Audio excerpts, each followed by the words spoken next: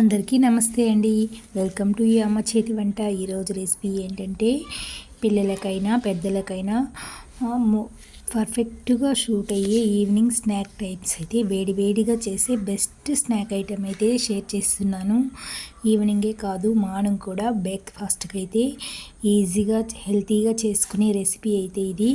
ఒక్క కూడా oil పీల్చకుండా oil తినని వారు కూడా ఈజీగా ఎన్నైనా తినగలిగేంత బెస్ట్ పకోడీ. ప్రోటీన్ శనగపిండి లేకుండా మనం పకోడీ అయితే ఒక్కసారి తింటే దీన్ని ఆపే పనే లేదు, అంత టేస్టీగా ఉంటుంది. మరెందుకు ఈ వీడియోలోకి అయితే మనం ఎలా చేసుకోవాలో ఈ వీడియోలోకి అయితే వెళ్ళిపోతాం. నేనైతే ఇక్కడ 1/2 kg వరకు పెసలు అయితే నైటే నానబెట్టి అయితే ఉంచుకున్నాను.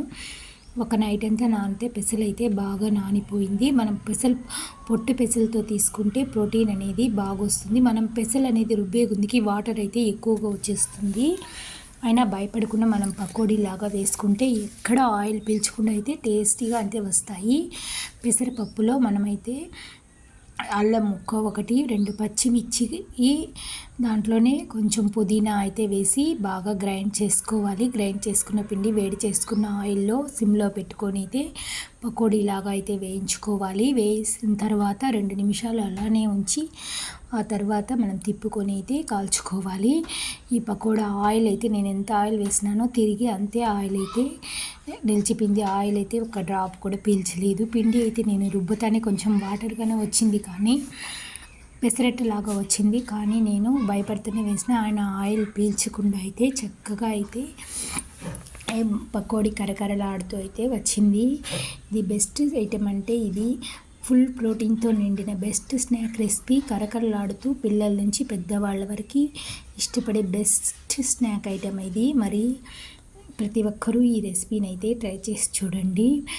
మామూలుగా పచ్చి శనగపప్పు ఉద్దిపప్పుతో మనం అయితే పకోడీలు చేస్తూ ఉంటాము, వడలు చేస్తుంటాము. అలా కాకుండా పెసరపప్పుతో చేసుకునే ఈ రెసిపీ అయితే ప్రోటీన్ ఎక్కువగా ఉండి పిల్లలకి రోగనిరోధక శక్తి అయితే పెంచి బాగా హెల్తీ అయిన ఫుడ్ అయితే మనం ఇది వారంలో ఒకసారి పిల్లలకి చేసి పెడుతూ ఉంటే పిల్లలకి మంచి ఎనర్జీ వస్తుంది, మంచి తెలివితేటలు అయితే వస్తుంది.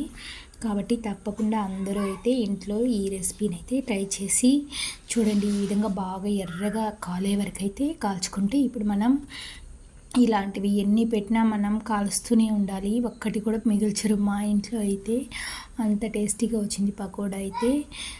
వేరే చెప్పాలా ఇవి చూస్తుంటే కానీ నోరు ఊరుతూ ఉంటుంది కదా. బాగా ఎంజాయ్ చేయొచ్చు ఈవినింగ్ స్నాక్ ఐటమ్స్గా అయితే. ప్రతి ఒక్కరూ అయితే తప్పకుండా ట్రై చేయండి. మీకు ఎలా వచ్చిందో నాకైతే ఈ వీడియోలో కామెంట్ చేయండి. ఈ విధంగా ఒక్కొక్కసారిగా అయితే వేసుకొని నాకైతే 3 టైమ్స్ అయితే పట్టింది.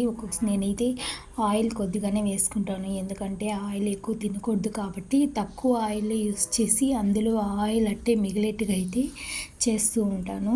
నేను చేస్తే ఆయిల్ అనేది ఏ రెసిపీ కూడా పీల్చదు. కొంతమంది చేతులు అట్లా కొంతమంది ఆయిల్ వేస్తేనే మొత్తం ఆయిల్ రెసిపీలోకి అయితే వచ్చేస్తుంది. నా చేతిలో అయితే వేస్తే ఆయిల్ పీల్చకుండా అయితే వడలు కానీ ఏదైనా సరే మనం పోసిన ఆయిల్ అట్టే ఉంటుంది కడాయిలో. ఇప్పుడైతే ఈ రెసిపీ ఆయిల్ లేని రెసిపీ. పెద్దవాళ్ళైతే మామూలుగా ఆయిల్ ఐటమ్స్ తినరు కాబట్టి ఈ విధంగా మనం ఆయిల్ ఇచ్చకుండా టేస్టీ అయినా సూపర్ అయినా రెసిపీ అయితే మనం ట్రై చేయొచ్చు. మీకు ఎలా వచ్చిందో నాకు కామెంట్ చేయండి. ఈ వీడియో నచ్చితే మీ ఫ్రెండ్స్ అండ్ రిలేటివ్స్కి షేర్ చేయండి. మరిన్ని మంచి రెసిపీ కోసం నా ఛానల్ని సబ్స్క్రైబ్ చేసుకోండి. Thank you for watching. కరకరలాడే ఈ పకోడాను మీరు చేసి మీ పిల్లలతో అయితే ఎంజాయ్ చేయండి. Thank you for watching.